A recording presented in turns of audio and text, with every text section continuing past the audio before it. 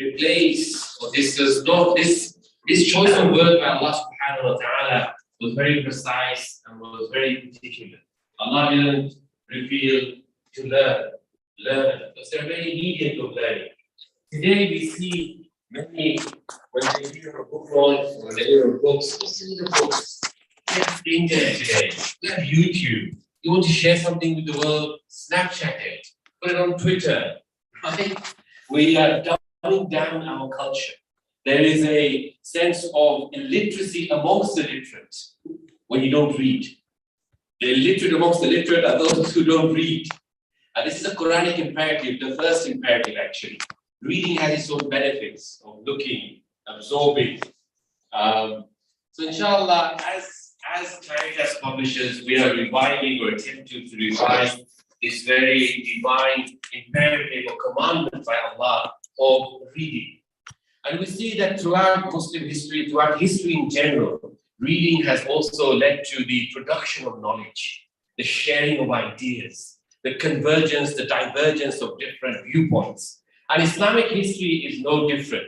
So we see a rich body of books, literature, ideas across all disciplines in Islam, not just religious sciences, as we deem it in the fields of ulum al-Quran or tafsir or hadith or fiqh, usul al-fiqh and likewise, but also in any knowledge that is beneficial in the field of astronomy, or botany, of geology, of chemistry, or physics.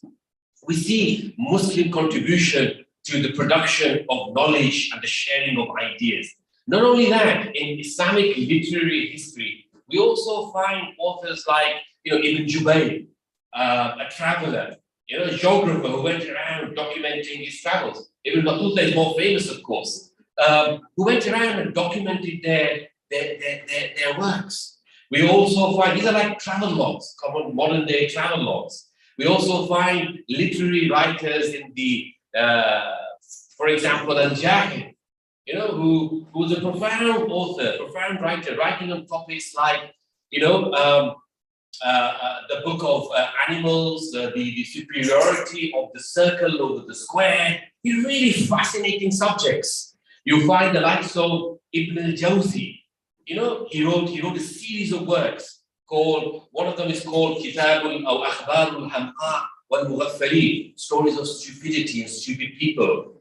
Kitabul al-Kiyah, stories of intelligent people. And in these books, he would define what intelligence, stupidity is, and to narrate other stories, some fictitious, some perhaps real. You find Al-Jahid, for example, penning a book called Kitab al-Bukhala, the book of misers, where he defines what miserliness is and the types of miserly people, etc. So you find this sort of genre of writing that I feel we're in need of reviving and reintroducing. You find, for example, Ikhwan al-Safa, a 10th or 11th century sort of Sufi esoteric sect whose identity wasn't known. They're known as the Brethren of Purity. One of the titles that they wrote some epistles. One of the epistles that they wrote was about the case of the animals versus man in the court of the king of jinns, where it's a fictitious story about a shipwreck and 70 human beings landing in an island, and there are animals there, and these human beings try to subjugate these animals, right? Make them their slaves, make them their subordinate. So they say, we're going to take this case to the Muslim governor of the island, it's not fictitious, who happens to be a king, right? King of the jinns. And they make their case, in front of the king of the jinns. And you see, I can continue with fascinating insights and works that we find in Muslim history and Muslim literature. Caritas is here to discover, explore, reintroduce, freshly introduce new ideas, new people, new topics. As a Muslim community, whether we're living in South Africa or where I'm from, the UK, or in Muslim majority countries like Egypt or Turkey, many of our challenges driven by globalization, driven by digitization, driven by social media are the same. Whether it's our cultural challenge, our intellectual deficit, our spiritual bankruptcy, identity crisis as to who are we, where are we heading, right? And especially when there's communal tensions, Many of you may have heard in my own country, something that we've never witnessed before is clashes between Hindus and Muslims in Leicester, right? So the role and responsibility of people of thought, of ideas, of educational institutions, think tanks, publishing houses, is to address those challenges, the challenges of their time, the challenges of our time. And this is why Clientas Books has put quite a very courageous, bold vision in tackling some of these topics.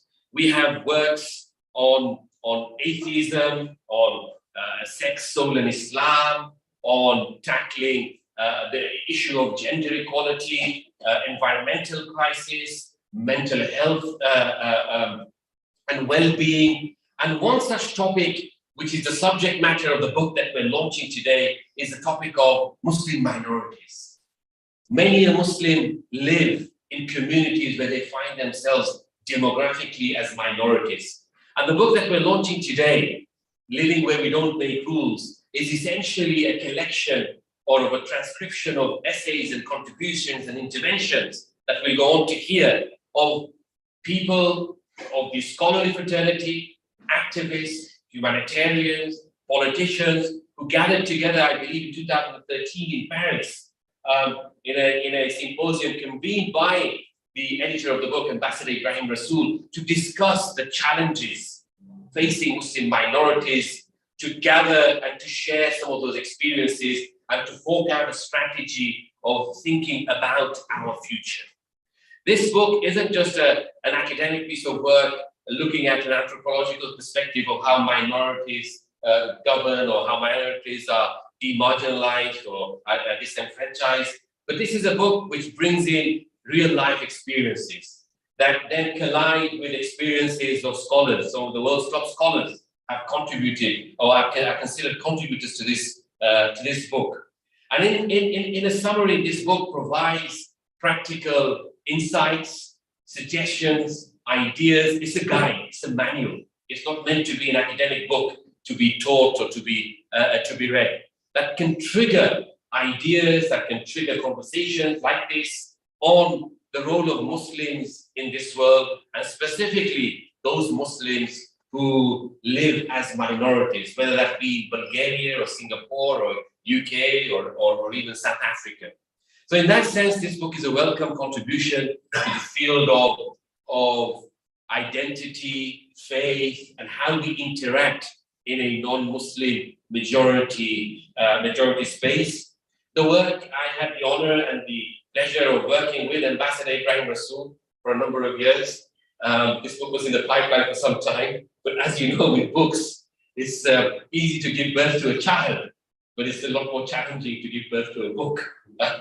Once you pass that hurdle, then the journey and the growth begins. It's been an immense pleasure working with him on this. I believe he's well qualified to comment, write, and actually the whole brainchild of the symposium was through his organization, World for All Foundation, that convened this symposium back in 2013 in Paris, where he was able to convene and gather Muslim intellectuals, scholars, activists, humanitarians, politicians, which isn't easy to do. The power of convening isn't something easy. You might just think, oh, here's a conference. That's so nice. But I can tell you, without even knowing the details, the amount of probably sleepless nights, the anxieties, the worries, and especially of holding such a symposium in a city like Paris, in France. The irony, the challenges, and what better place to actually convene this symposium in a way that also projects dynamism, projects any, or actually, rejects any sense of subordinates that we're afraid. We are here in the heart of Paris discussing issues that affect not just the future of Muslims in Europe or the West or worldwide generally, but the future of humanity. Because coexistence and this notion of convergence of civilizations is a human necessity. Allah subhanahu wa ta'ala in the Quran, when he speaks about this civilizational, religious, ideological diversity, he speaks about it in the context of لِتَعَارَفُوا, or getting to know one another. I hope you all enjoyed today's book launch. that you all buy a copy, and more importantly, read, right? Don't just buy a copy, but also read, and that it triggers a conversation. I'd like to thank Dr. Ahmed Manjra and all the members of the Islamic Forum of Europe who helped put this together. May Allah bless you all. Jazakumullah khairan. Thank you.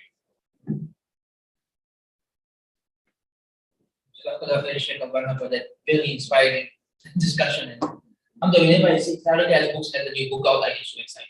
It's like, for me, that's like a present. I get so happy. So book launches like this are something I really enjoy. And thank you personally for all the amazing books that I've published over the years. We're not going to waste any more time because we're racing against the clock for Maghrib Salah. So follow on in that state right to give the presentation.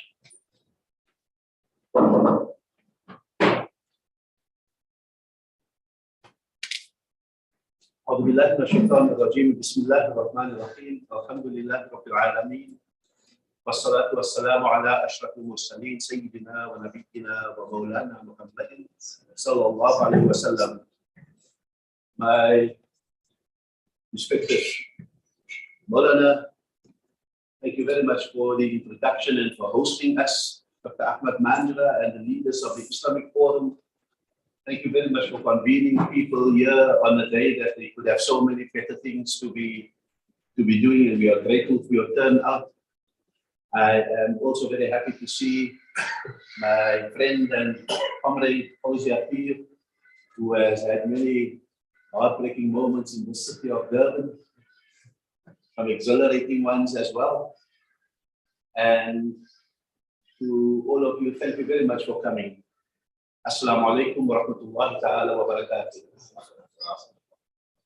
Sheikh Hassan, Sheikh Sharif, as I call you, we could have listened to you more tonight and could have just recommended the book for people to read here. But as you've said, this is not a book in the ordinary sense. It could have been very dull conference proceedings. We could have written up that so-and-so said this, Sheikh Rashid Khanoushi said that, Sheikh Ali Quradaki said this, the head of the British Muslim Council said this, the head of ISNA said this in North America. But we thought we needed to present some thoughts that was very vexing at that moment. It was one of those contradictory moments in which, on the one hand, we were not yet seeing where the Arab Spring was going to, so this optimism was very great. But at the other hand, the success of the Arab Spring created enormous pressure on Muslim minorities because of this easy conflation that when Muslims want rights, when Muslims want freedom, when Muslims want participation, shura or democracy, and that if it is led by people that has the convenient label of Islamists, then you are setting up the next scene for extremists. And so we were meeting in this very moment. And just the year before that, I had the pleasure of sitting amongst 12 with someone like Sheikh Yusuf Al-Qardawi. May Allah have mercy on his soul and give him a high place in Jannah, inshallah. And we were sitting with constitution like this from the Arab Spring countries to work out what are the ethical limits and scope for the project that was bursting on all the channels of the world. And when in the midst of that, we spoke about a colloquium of Muslim minority leaders that were coming together, Sheikh Yusuf said, "You must have it in Paris."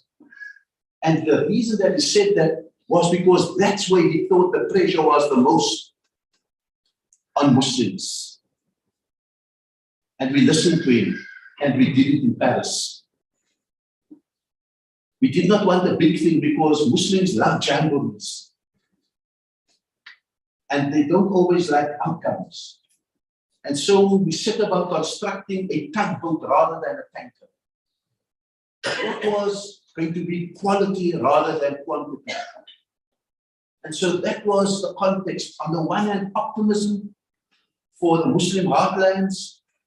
The other hand, greater danger for Muslim minorities, heightened Islamophobia as a result of that, and also in the midst of growing otherization, when people who were different were not being embraced in the spirit of the ta'arafu, but were otherized because of suspicion and hostility to that which was different.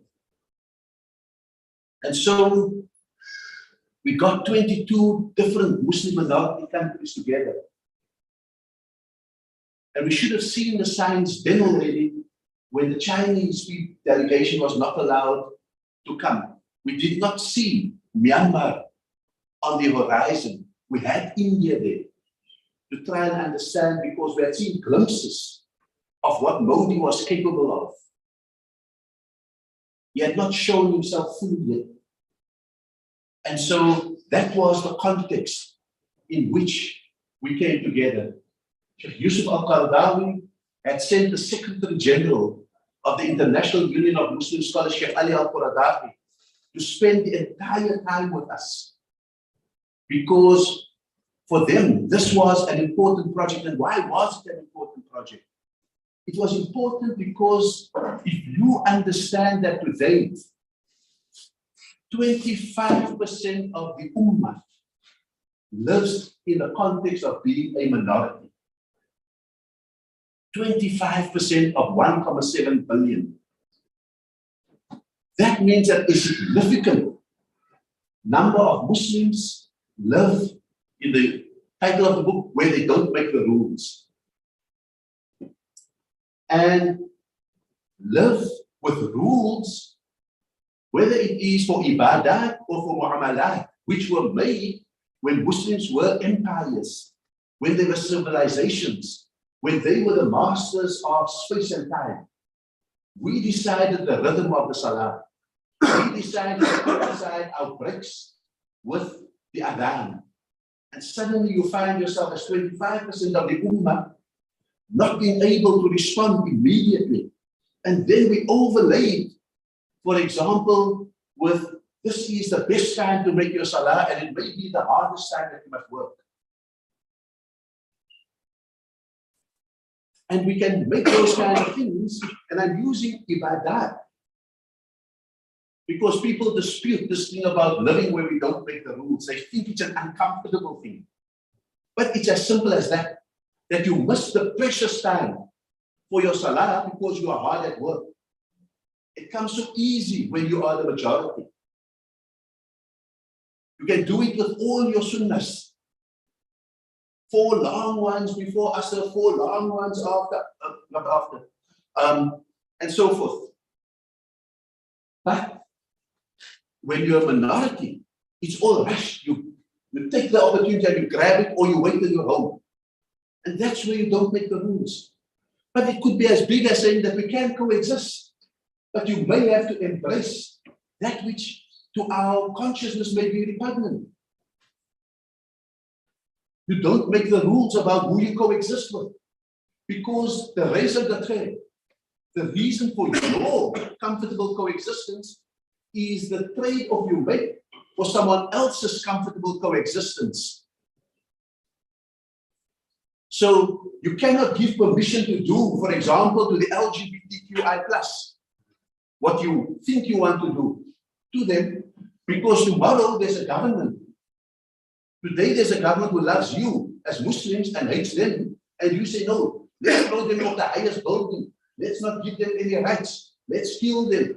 Let's excommunicate them. Tomorrow there's a government who loves them and hates us. And then you say, we do all the stuff that you wanted done to them, so you don't make the rules. And that is central to the thesis of this book of advocating a Darul Shahada, an abode of the pre-profession and confession of each one's faith, which encapsulates the idea of Darul Salam, an abode of peace for everyone, which incorporates the idea of a Darul Aman, an abode of security, that you can be as different as you want to be, but you are secure. It's also an abode of Darul Da'wah. You can call to people and you can give your message. It's also a Darul Ahd, where you have commitments to that government and to that society and to that nation. And so incorporated in all of that is the collapse of the binaries that makes life uncomfortable for us. The old binaries of Darul Islam and Darul Harb, of the abode of Islam and the abode of hostility. Not everything that you disagree with must translate into hostility. And it's that kind of thing that the book tries to draw from the South African experience and share with the world. And so we do make some of the rules. When Fauzia is the mayor or the deputy mayor, she helps to make some of the rules. When I am the premier or the ambassador, I help to make some of the rules. But I cannot make all of the rules because some of that, it's just inherited, and I live with the discomfort of being a premier of the premier wine producing province. Just because I'm Muslim and the premier doesn't mean I declare war on an industry. Or I'm the NEC when the termination of pregnancies is legalized. And so that's the very idea of what we need to export if we don't get that right. The 25% of the Ummah live as perpetual hamlets. To stay or not to stay, to be or not to be, to belong or not to belong, to participate or not to participate. And we never lay down roots, and we never place ourselves in a position to claw our way to rulemaking. And sometimes to claw your way to rulemaking is that you're going to have to do trade-offs as you move forward. And so this book tries, therefore, to inject a central vision, not of the ultimate objective of Darul Islam, but to say that maybe there is something better. Because a lot of the contemporary majority countries who call themselves Darul Islam may fail on very basic stuff that we enjoy. The freedom of speech, the freedom of dress, the choices that we have, the coexistence we have, the education girls have. And so maybe it's not a compromise that we strive for, but maybe it is something great that we strive for to encapsulate all of those things in this notion of Darul Shahada. And I take it from Imam Shafi, who was very great in Cape Town, that we said that wherever a Muslim can pray, there is the Darul Islam. And so we go for almost the minimal conditions of being comfortable, of laying down roots, of participating, and of giving our blood, sweat, and tears to a nation. And that brings us, therefore, to the other important lesson that South Africans have taught in a colloquium like that, that is being spoken about in a book like this, and that I speak about on many occasions, and that is the importance of nuance, of subtle distinction, the importance of looking for meanings. And what I invoke is, in this is the Inuit, people who live in cold conditions, in icy conditions. The Inuit have taught us that when we only see white, they see shades of white. So a device in this book is called Shades of White. Because for the Inuit, this is very important. You've got to know the shade of the ice that you want to walk on. Can you carry your weight? Can you put your pick, your axe into it? Can you build an igloo with it? Is it that strong quality of ice?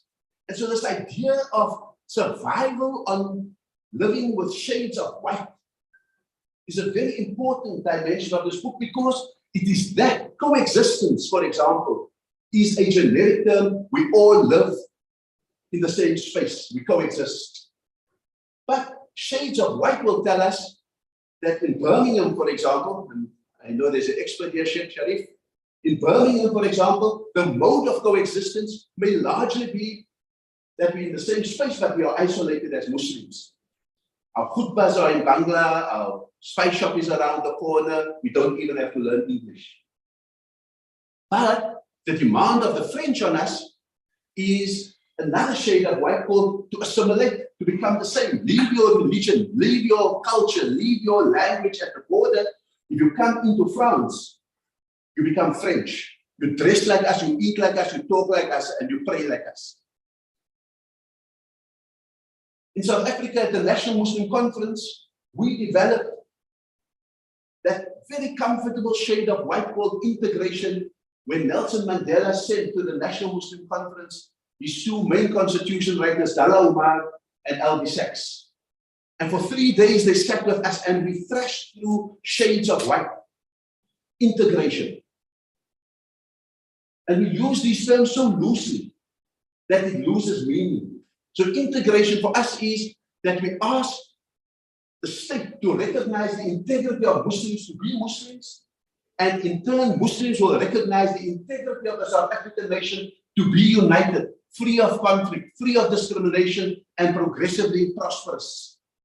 And in that, we contribute to the realization of the nation's integrity, and the nation in turn contributes to our integrity to be who we are. And there may be uncomfortable bits about who else is in the equation. But it is that subtle nuance, and the same thing between multiculturalists and multicultural. The same thing with secularists, laicite, secular fundamentalism. And because anything that just sounds secular to us, we dismiss, because unlike the Inuit, we can't see shades of white. And those shades of white are so critical in navigating life as a minority and fashioning a model of citizenship that is not a grudging debt you pay to your society that feeds you, that educates you, that clothes you. No, it's a wholesome one, knowing the uncomfortable bits and deciding that's for later on the agenda. We're not going to declare Britain Darul Harb because of this, that, and the other. And we're not going to be grudging towards the nation. So that's the issue of shades of white that the book uses as a device to explain meaning. The other one is the South African contribution is to the issue of strategy and statecraft. There are very few Muslims. When we tried to gather, as an example, for the Taliban, for example, in the last year or year and a half, who are the leading Muslims who have actually participated in democracies in order to teach them that democracy is a form based on shura as a principle. We could only count 5 leaders, and some of them not fully into it. Because our reality as Muslims is a reality of authoritarianism, of exclusion. In America, they're beginning to discover you can't have ulama from the Middle East come over to help children who are steeped in democracy and preparing to vote if they know nothing about democracy from where they come from, and see everything as a contradiction to the rule of Allah. As if when there's a democratic leader, Allah abdicates. And so statecraft and strategy is another very important contribution. People find their own Islamophobia that they face in the West more livable when they understand that probably the height of Islamophobia happened in Cape Town, South Africa for 350 years. When Muslims were enslaved, they didn't even own themselves. When the religion was banned, they were punished for it and were taking Sharif to a conference venue above the dungeons in the castle, where Muslims who were caught practicing were jailed. To launch the book in Cape Town next week, inshallah. And the idea that the way South African Muslims navigated out of the deep Islamophobia we faced was because we prioritized the pain of others as the precondition for relieving the pain on ourselves. We realized that the racism against blacks in South Africa was more important, more painful, on a scale more vast than the Islamophobia against Muslims in South Africa, and that if we tied our wagon to the anti-racist struggle, we would ipso facto increase the chances of removing Islamophobia from ours. Sometimes, and that's a mistake, for example, in much of Europe, they don't make common cause with other victims of bigotry. I asked the question, did you join Black Lives Matter in America? No, we weren't sure about it, etc., etc. But that was the strategic moment. It comes and it goes. The window opens and the window closes. And that's the kind of practical political wisdom that people want to learn from us. I end by saying that there's a few sections in the book that asks very fundamental questions about our fiqh, our jurisprudence. Because sometimes that's the hardest thing to manage. We can manage the politics, we can manage the strategy, we can manage the campaigns and all of those kind of things. And so there's this lovely, and I just take little extracts from it, when Sheikh Al-Quradahi, for example, speaks about the practice of the Ahnaf, the Hanafi madhab, and how just 10 years later, the students, Abu Yusuf, for example, began to change certain of those things. And the explanation is, no, they didn't change the deen. They changed because they were in a different time and space.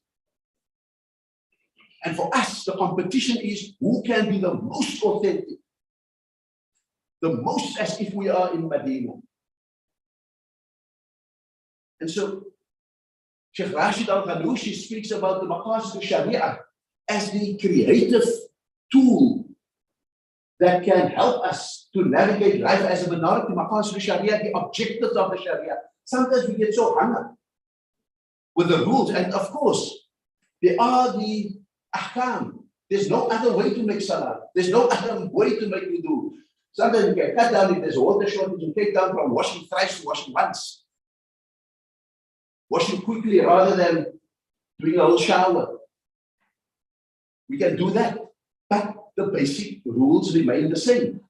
But on much of the others, the maqasid, the objectives of the Sharia can be guiding us, and we should not necessarily be slaves only to it. Beni Abdul, in that conference, raised a very important thing about what he calls the double allegiance, that for colonialists, your hijab is fine if it's on the periphery, where we colonize you, but don't bring it to the center, because then the problem comes in. So Britain had no problem with the hijab when they ruled India and Pakistan and all of that historical Indo-Pak. The moment, so the problem isn't our custom. The problem is bringing our custom into their heartland. And so it's different ways of thinking through all of the. Sheikh Siraj, may Allah have mercy on his soul, contributes and makes the distinction between the fiqh al-akbar, the values, the big fiqh, and the fiqh al-asghar, the rules. And our competitions is how, he says, we can all debate how to make salah. But the essence of salah is the transformation of the heart. And sometimes in our repudiating someone who we believe has not bent his toes properly in the salah, the heart has departed from the salah. We were so angry in our salah when we saw the toes not curled properly. Imam Pleman from Atlanta, a graduate from the Nation of Islam, speaks about the importance of urf, of custom, in in being central to the way in which we navigate. Because if we do things so alien to the societies we are in, we almost have a vote of no confidence on everything that is in that society. Whereas Urf is a legitimate source of fiqh. If we can conform it to the maqasid of Sharia, to the values and the intents. Sheikh Sharif was looking very traditional this morning, observing all his modesty with a thobe and everything. He is still observing all his modesty, but wearing a suit and a tie to it. What he has done, he has shown that Urf can conform to the outcome of what it is that is required. And so I say to you that this is not, as Sheikh Sharif had said, an academic work, but it is a practical bit of wisdom based on the South African example to which everyone responded. When we did the country surveys at the end, there was unanimity from all the 22 countries that South Africa was the model that they wanted to be. Sheikh Yusuf Al-Qardawi said to me in that conference in Doha that having heard me, he believes that South Africa should be writing the fiqh of minorities, if not the fiqh of citizenship. Because, he says, ours will not be written with ink. Ours will be written with the blood, sweat, and tears of our ancestors. That's the responsibility on South African Muslims, to write that fiqh, because the world needs it. We are in trouble because now the big minorities, India, China, Myanmar, those big minorities are now the focus of an assault.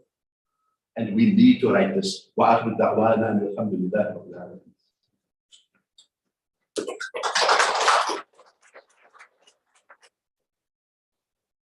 Jazakallah khairan. That's a very passionate discussion on a topic that's very important, and it's something that's uncomfortable to talk about in South Africa, but it's something that's a necessity of our time. Issue of the fiqh of minorities. How much time you spend on this topic will really determine the future of our communities. And it's a very difficult topic because there's like a fine line between right and wrong on this topic. It's a very fine line, it's hard to see. And people don't want to go near that line, they very far on this side, because the scale of approaching that line. But sometimes we have to discuss it because the Ummah is not going to move forward until we discuss these issues. So, Jazakallah khair for picking up the topic and writing this book, and hopefully it's the beginning of a conversation, because that's what books are supposed to be, the beginning of conversations where we as a community discuss how we can move forward and contribute to this. Inshallah, in 10 minutes we will complete for Maghrib Salah. We have about 10 minutes before we pray, so we'll do a short Q&A, inshallah, if our speakers are here to take some questions. Anyone who has questions, just raise your hands and we'll do Q&A now, inshallah. Sheikh Sharif, this is your special. Let's do that.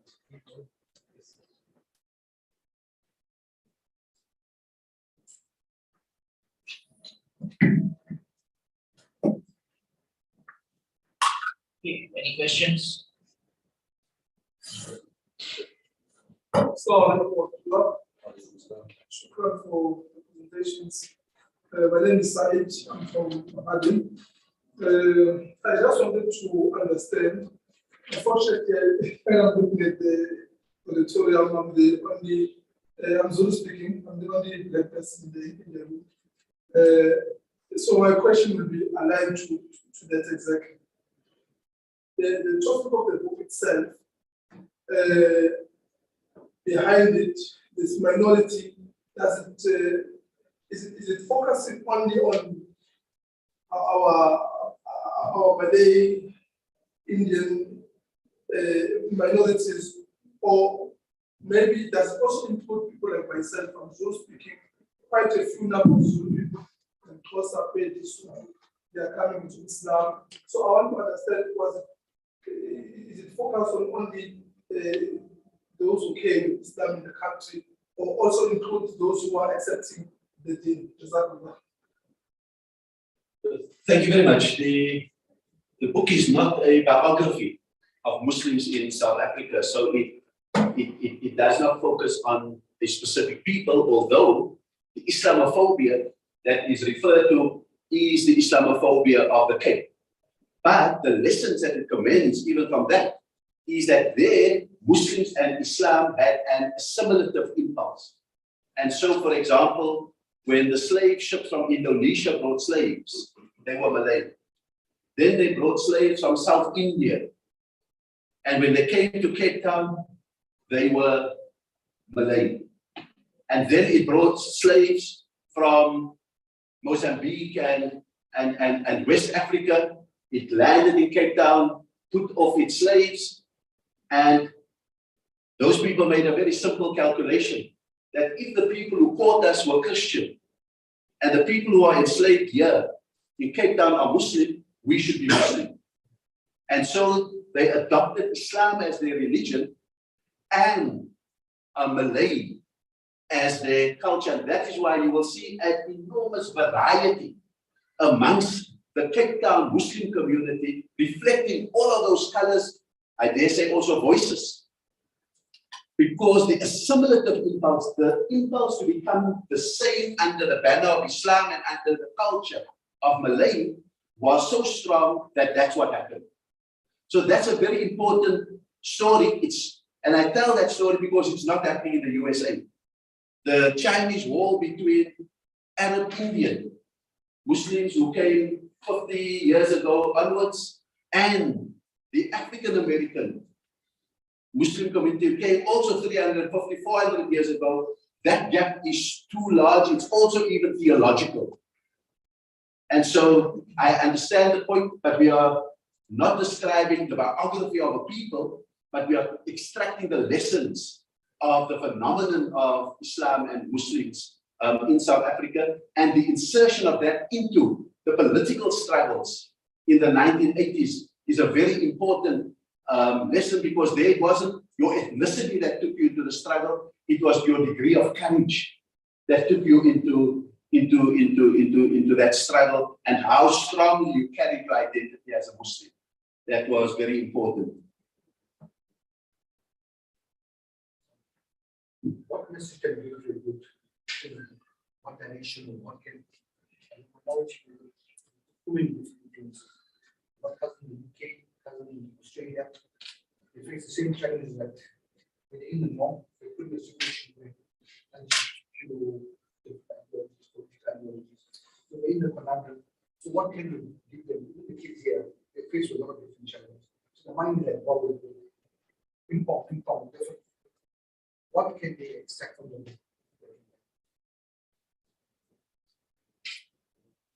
It's a very important question, actually. Thank you for asking.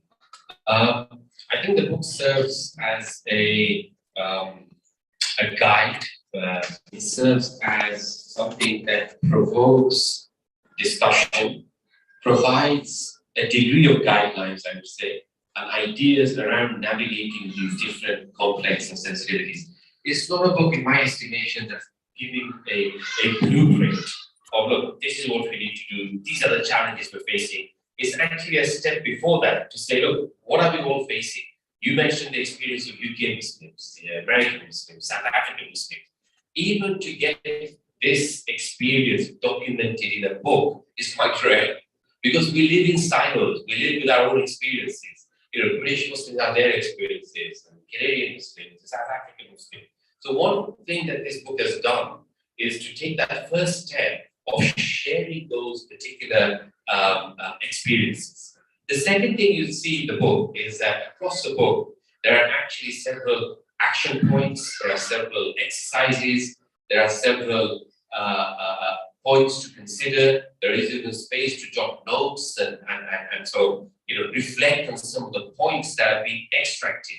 So this book is not just merely a transcription of some of these contributions by very significant people who are sharing their experiences, But the role I believe that Ambassador Ebrahim, as editor of the book, played was to draw that together and put it into like a mosaic of understanding, of inspiration, which is practical. So there are many tips, there are many places where it's asking for self-reflection, questioning of ideas of identity, ideas of citizenship, ideas of loyalty, of belonging. So it might not be the answer that you're looking for in terms of book 1, 2, 3, and 4, but from my estimation of sort of editing the book and working with Ambassador Ebrahim Rasool on the book, this is what I can say. And unless you'd like to add something. Just very quickly, for example, in the question of Daru Shahada, there are 7 brain pieces that puts real life situations and questions and space for you to work it out. So I would say, so I was in the USA, we workshopped with young emerging leaders the book. And the next night in Maghrib, the father came and said, we did exercise number 1, brain piece number 1 on multiple identities. And it was amazing what came out of it. And so people are using the book in different kind of ways. So it's not to say, it's not a book of do's and don'ts. It's a book to stimulate your thinking and to make you work out what works for you. So I came a bit late, so I missed the initial part of the program. So maybe there was context given there. But at the point I came in, I think you made an important point about sort of the role that Muslims play in South Africa today in the political sphere, right? And I know historically when we look at, so I guess my question is sort of to what extent does the book factor in the following, right? I know I was involved in peace and school at recently, right? And we saw there were a number of Muslims who were active in the student movement. However, in the broader Muslim community, we found ourselves on the periphery of the margins, right? We found our own community were the ones that rejected us. Historically, looking back, we know the story of Imam Harun, right? And his experience with the PAC and how the community responded to that.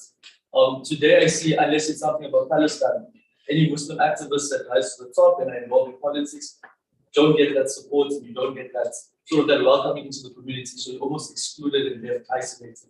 So to what extent does the book sort of deal with that issue? Because the South African model is always, I think, similar in the way we look at the regulation of democracy, all these different topics, sort of romanticized. Also the Muslim struggle, perhaps it was different in the early days, but sort of in the anti-apartheid struggle.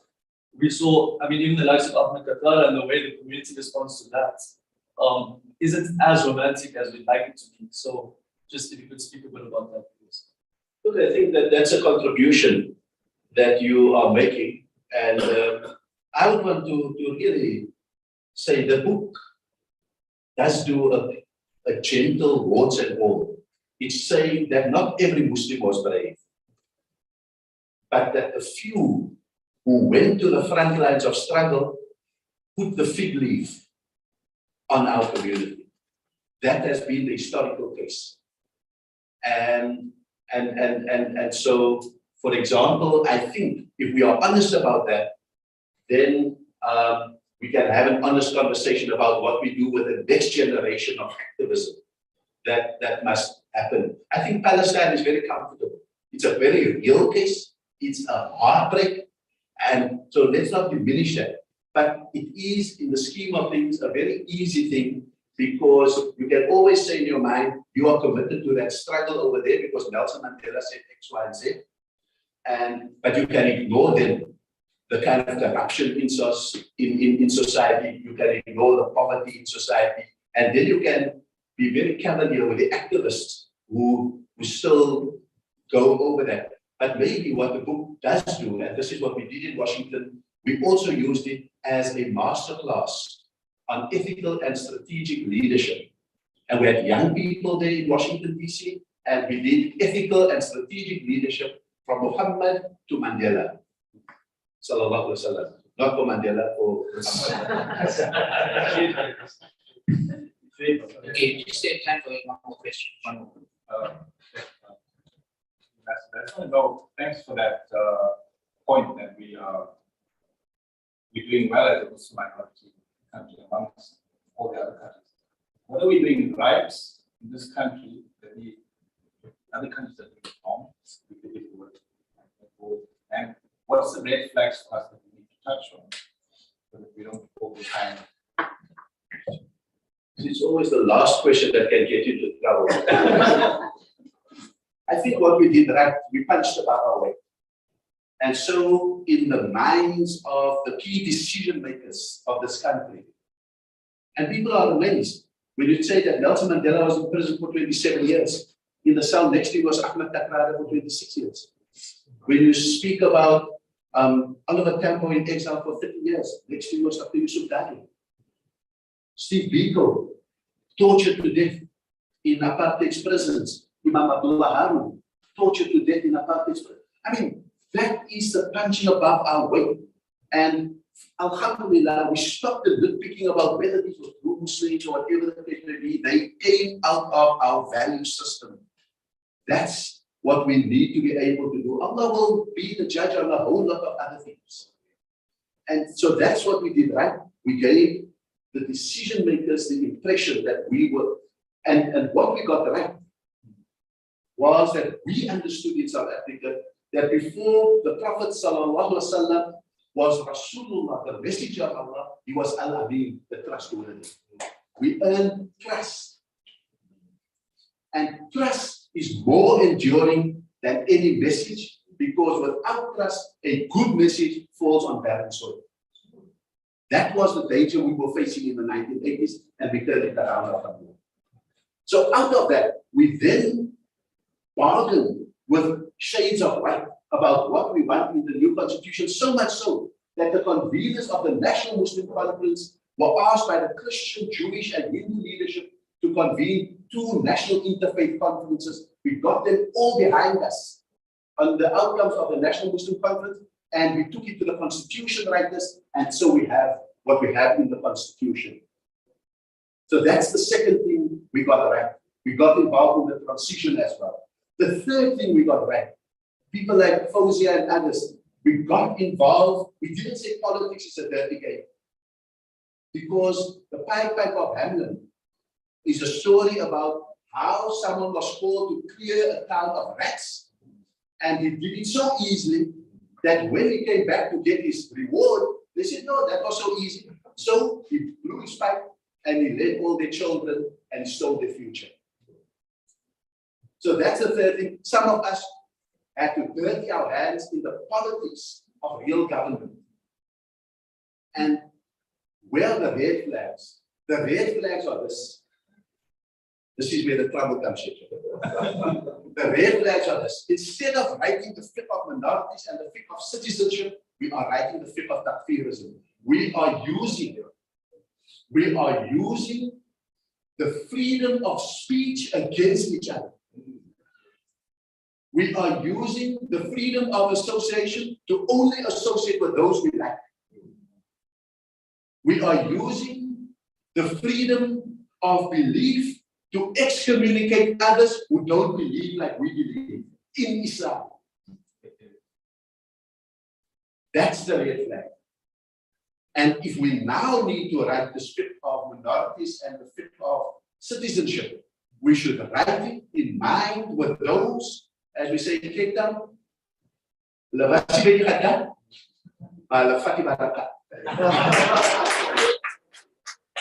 those same people who were not at the Afghan during the hard hours of recital and remembering Allah and doing the salawat, they were the first ones to walk away with the barakat, the cookies and the samosas. That's exactly it. And I had an argument with someone, and I didn't understand, who said, for example, that when he defends his deen against Shias and Bid'ah people, etc., he is speaking the truth. I said the hadith is, the greatest jihad is to speak the truth in the face of a tyrant. You are speaking the truth when we've defeated the tyrant.